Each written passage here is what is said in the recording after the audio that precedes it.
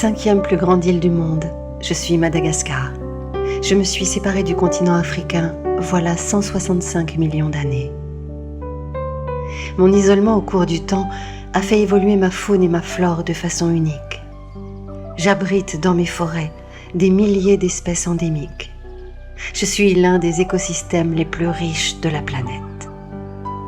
Pour vivre et se nourrir, mes habitants cultivent principalement le riz, le manioc, les haricots et le maïs.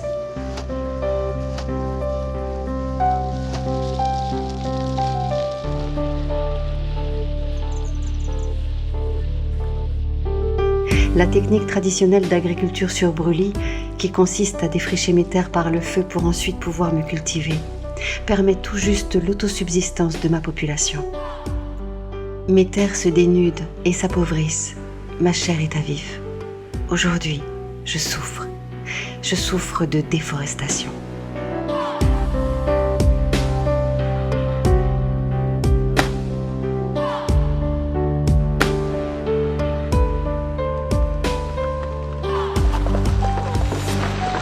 300 000 hectares de mes forêts sont détruits chaque année. 75% des espèces végétales originelles sont en train de disparaître. Quant au charbon de bois, il provient pour l'essentiel de mes forêts primaires qui disparaissent à une vitesse alarmante. Tout part en fumée.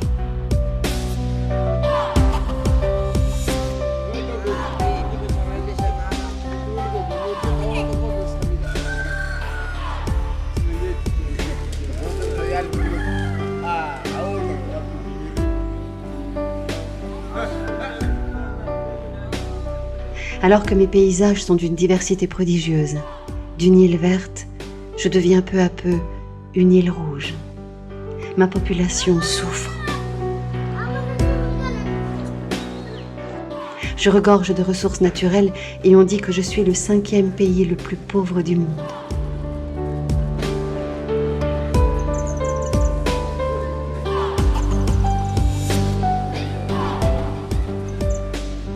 Alors que dans mes forêts, on y découvre encore d'innombrables espèces végétales et animales, cette pauvreté grandissante menace ce trésor unique.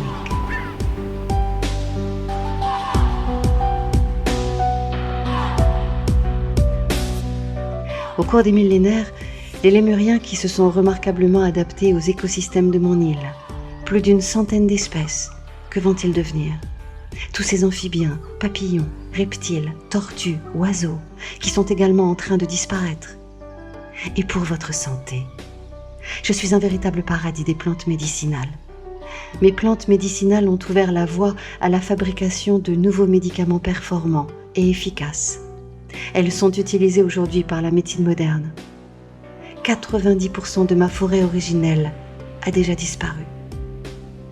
Les 50 000 km² restants pourraient disparaître en une seule génération si vous ne faites rien. Le constat est simple. Mes habitants ont besoin de terre pour cultiver le riz et d'énergie, donc de bois, pour le faire cuire.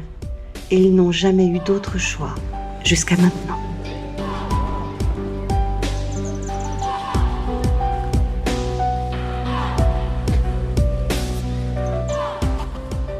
Il y a quelques mois, Adeline Amar a rencontré Roger et sa famille à Madagascar. Les habitants de mon île manquent cruellement d'informations sur l'état de leur territoire. La majorité d'entre eux vit sans eau et sans électricité. Après ce constat alarmant, Adeline et Roger ont décidé d'agir.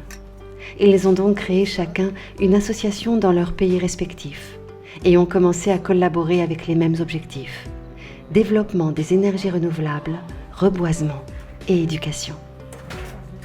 Le premier moyen peu onéreux et facile à fabriquer pour limiter l'utilisation du bois en cuisine est le four solaire. Roger a déjà pu en fabriquer une trentaine dans le cadre de l'association.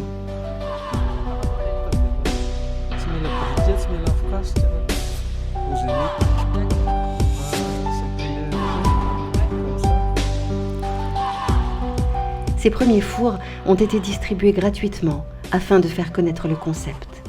Parallèlement, des instructions à la fabrication et au fonctionnement sont données par Roger. Adeline a démarré une campagne de sensibilisation qui, bien qu'à ses débuts, porte déjà ses fruits. Les premiers 1000 arbres ont été plantés sur mon territoire. Plusieurs pépinières locales sont en train de voir le jour, ce qui permettra de reboiser rapidement les régions les plus dévastées.